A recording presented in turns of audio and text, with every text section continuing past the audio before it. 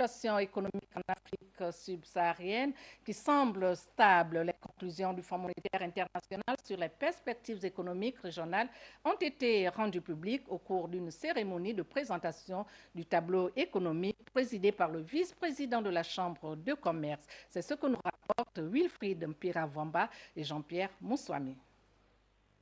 Les perspectives économiques en Afrique subsaharienne, particulièrement au Gabon, rassure le Fonds monétaire international, malgré l'incertitude que présente le contexte actuel.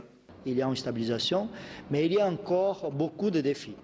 On a cité ici 3 grands défis, les chocs climatiques, la variation des termes d'échange, donc les prix du pétrole qui varient et qui changent beaucoup, et toute la difficulté, les défis de créer les emplois et de faire la reprise économique puissante.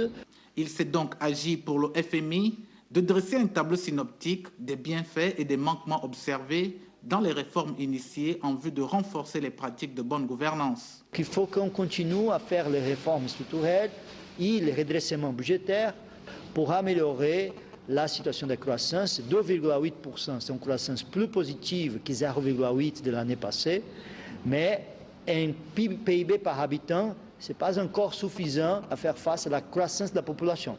Le vice-président de la Chambre de commerce, dans cette optique, salue l'initiative du Fonds monétaire international. La présentation du rapport du FMI par M. Marcos nous présente dans le cadre de la totalité de nos pays l'évolution et également les potentielles perspectives et certainement des erreurs qui ont été commises par rapport à un principe de gestion.